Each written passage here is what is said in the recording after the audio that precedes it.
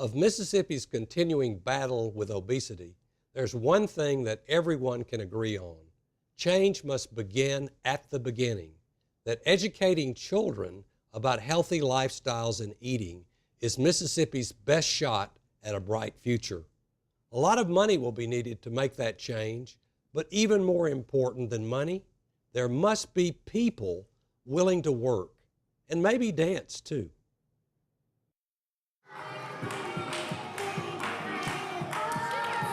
Welcome to the dance party where Justin Bieber rocks and a giant brain talks. All these kids are getting down and getting smart about healthy lives at HealthWorks in Tupelo, Mississippi. The center opened in 2009 with one major goal, getting Mississippi healthy. Children are the ones that we have to address as far if we want to stop childhood obesity. We have to start at prenatal care in childhood, not wait till after it happens and then try to address it. Dr. Edward Hill is a well-known and well-liked physician in these parts who has spent his entire career making an effort to change Mississippi's health future. Part of that change comes in the form of HealthWorks, which is an interactive children's health education center. Just don't call it a museum. People call this a museum, which I can't stand. This is not a museum. It's an interactive children's health education center, totally different. Each year, thousands of kids have made their way through those doors by the giant talking brain and into the classrooms. We opened in February of 2009, and in that time we're very closely approaching around 70,000 coming through. Of those, we have about 60,000 of those are children who have come through.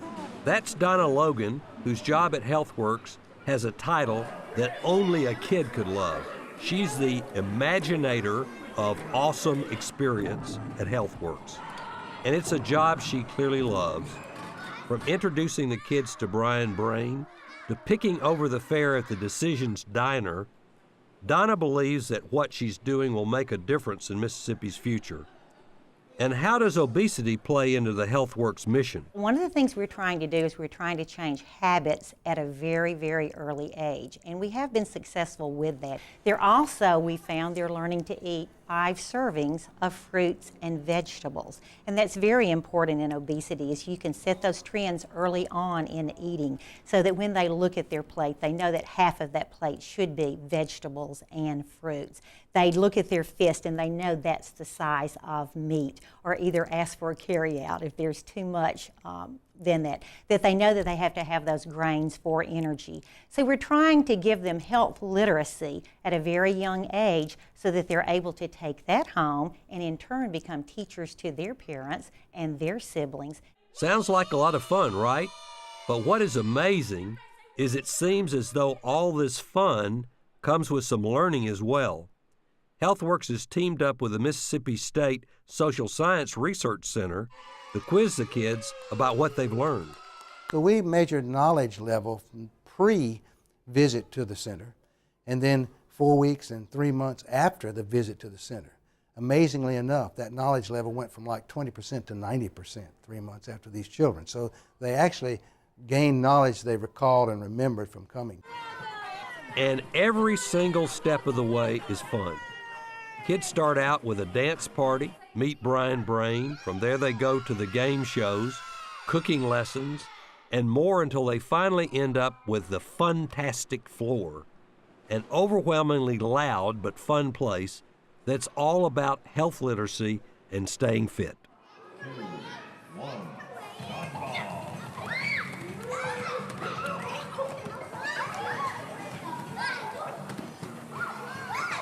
Although clearly suited to the younger and more agile. We are not your typical field trip. Much of the learning and fun is led by HealthWorks Health Coordinator, Kathy Tucker. She uses her past experience in schools to find new ways of keeping kids engaged. What we do here is a little bit wacky, so to speak. We do not use traditional teaching methods. We get the points across in fun and wild ways. And I think what's important here that's different from a lot of places is we let the children be children. And we ask the adults to be children too. And by children, she means everyone. We have had field trips by senior citizen groups. We've had field trips by church groups. We've had children of all ages. Everyone at HealthWorks is very dedicated to their mission. The organization works with local and state government to make sure all kids can come, even ones who might not be able to pay an entry fee, believing that all kids have a right to healthy life. It's something that those kids will never forget. And it's not uncommon for us to be in Walmart and people see the tie-dye, see the HealthWorks, and the kids will come running up to them and they'll say, I'm eating fruits now, I'm eating vegetables now. Or they'll bring the cart over and they'll show us where they've had their mothers purchase something because of something that they heard at HealthWorks. And the lessons stick with the HealthWorks staff, often popping up when least expected. Just ask Dr. Hill about his grandchildren, and he shares a story of grocery shopping with his 3-year-old granddaughter. I was pushing a little cart up and down the aisles, and we went through the aisles where they had all the potato chips and all that stuff, and she said, we looked up at me and she said, Grandoc, I just love saturated fats. But she learned that they were bad. Tie-dyed shirts and funny 3-year-olds aside, the mission of HealthWorks is a solid one that has the potential to save the lives of new generations of Mississippians. And you can count on the HealthWorks staff to keep at it. It's important to us that children come and listen to our message that we're extremely passionate about.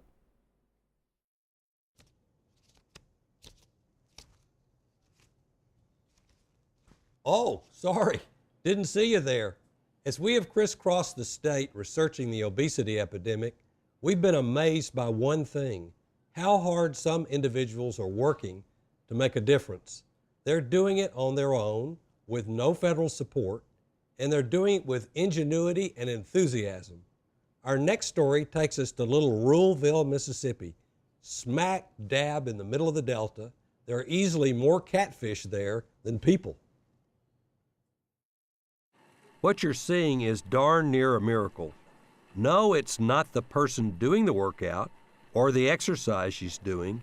It's the fact that there is a place for her to work out and that she's likely doing it for free. Here at North Sunflower Hospital in Ruleville, the staff and patients are enjoying a sort of renaissance. In 2004, it was a very different story. The hospital was in dire straits. Losing millions each year, the hospital board came up with a radical idea. They hired a catfish farmer named Billy Marlowe as the new boss. And almost immediately, things started changing. The year prior to when I came here, the loss was about $1.6 million. And then the first year that we converted, we lost about $400,000. And from that year on, it's been all positive numbers. Very, very impressive to say the least, but there is more to it than profits. The hospital is certainly a driving force for the community. We had, in 2004, 180 employees. Today we have about 350 employees. We are the driving force for our community, and we do things within our community to help as much as we possibly can. One of the early decisions Billy made was the hiring of Joni Perkins as Director of Network Development. The transplanted Ohioan didn't know what she'd gotten herself into. I thought, my goodness, who would live here? It's so impoverished. It's just so flat. My family thought I'd lost my mind. They're all Midwest or East Coast, and they said, have you looked at the demographics of that area? And my thought was, if I go to a place that has these bad demographics, maybe the little stuff that I know could impact. And she has made an impact. The team of Joni Perkins and Billy Marlowe have made a huge difference in the area. Working with their amazing staff, they've turned the entire hospital around while focusing hard on the main health problem in the area, obesity. We have huge challenges here in the Delta, probably more so than anywhere else in the country. Many of those related to obesity. So in order to help our community, we had to develop programs that were community focused.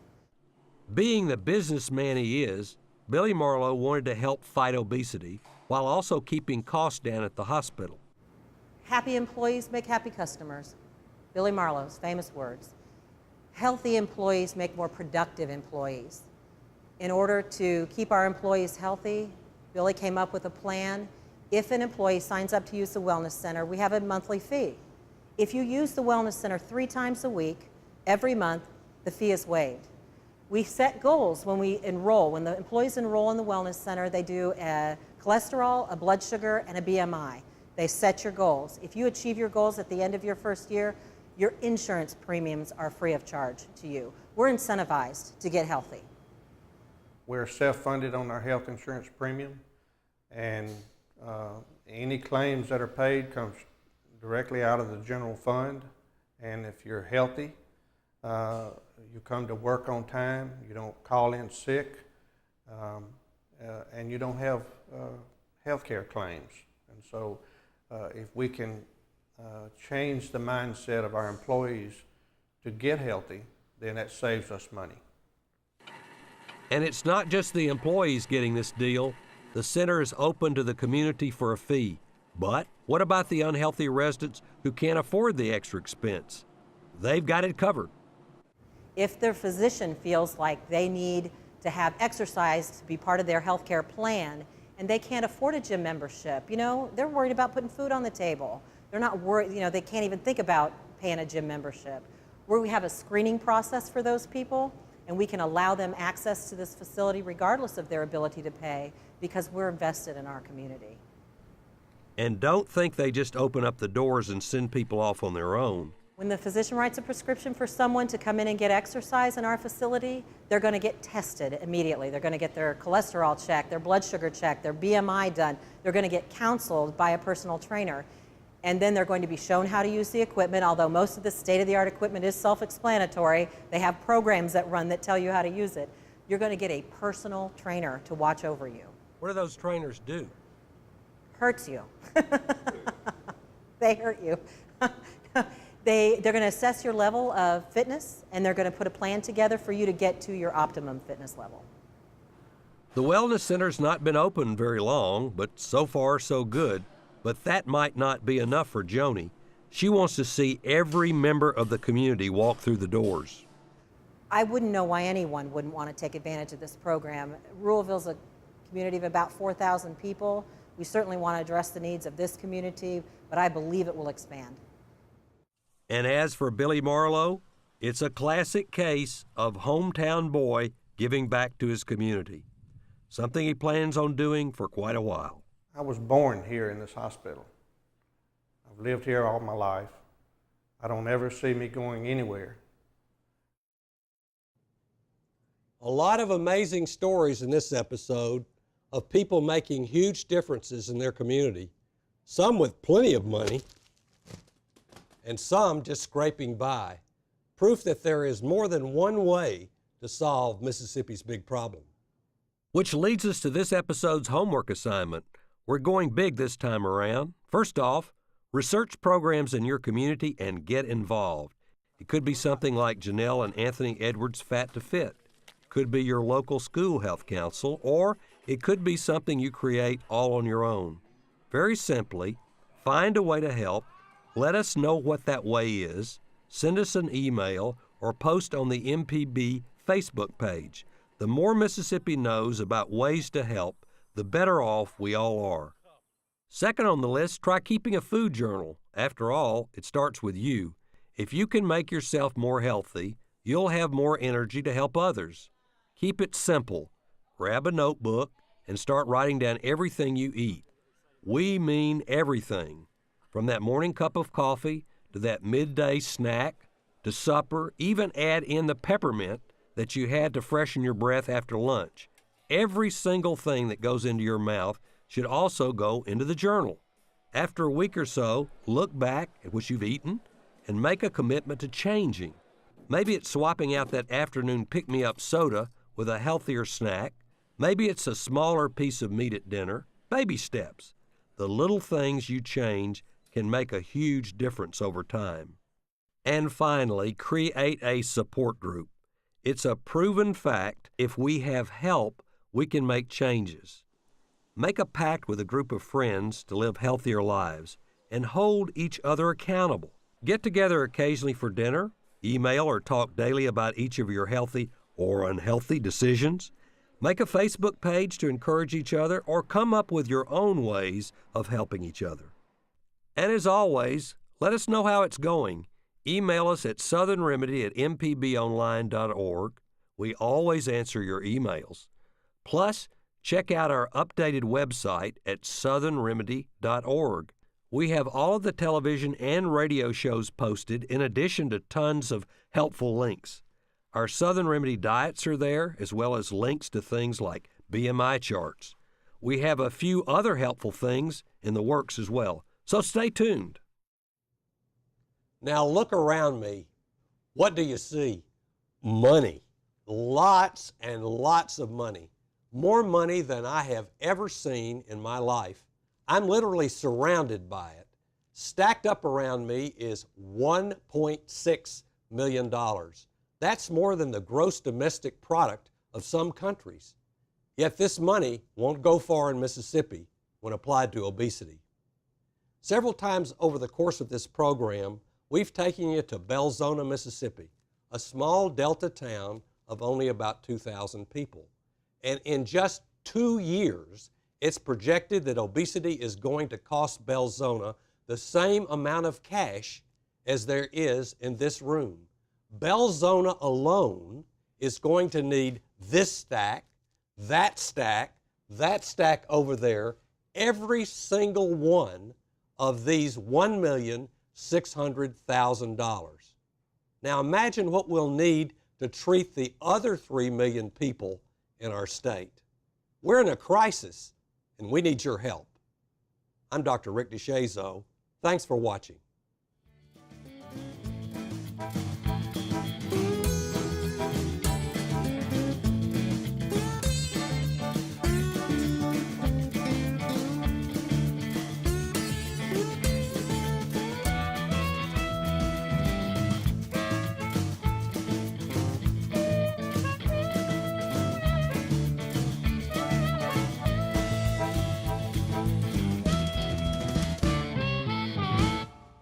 Mississippi's Big Problem, a Southern Remedy special, is funded in part by a grant from the University of Mississippi Medical Center.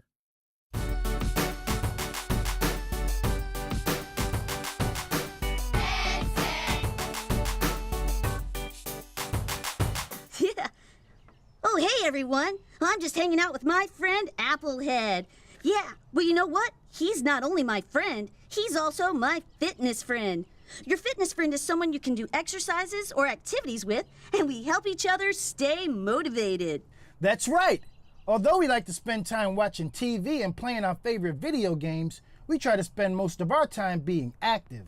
Yeah, it's more fun when you have a fitness friend to exercise with, and anyone can be your fitness friend. It could be your classmate, your friend, a parent, or even a cousin.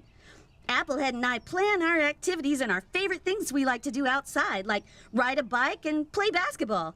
Because exercise isn't just important for you, it's important for your friends and your buddies, too. Do you have a fitness friend? Oh, hey, Dr. Rick. Hey, Dr. Rick. Well, hey guys, what's going on? Oh, we were just talking to our friends about how Applehead and I are fitness friends and the different types of exercises we do together. Well, you know, exercise is really important, but you got to watch what you eat as well, because eating too much can make you overweight, and being overweight can cause problems like heart disease and diabetes and high blood pressure. Whoa, so Dr. Rick, what types of food should we avoid? Well, we need to avoid things that are high in sugar, salt, and fat, like bacon and sweet drinks. Oh, I see. Well, okay, so we know what to avoid, but what else should we be doing? The big thing, Yeah? exercise. Oh, yeah. Dr. Rick, do you want to be our fitness friend? Yeah, Dr. Rick. I want to be your fitness friend. Great. Applehead and I are meeting some friends right now to walk around the school on the track. You want to join us? Yeah, walking is great. You know, you can walk, and then you can run, and then you can jog, and you get stronger and stronger. Yeah. Can you write a song about that? Ed, that sounds like a challenge. It sure does. Let me think about this.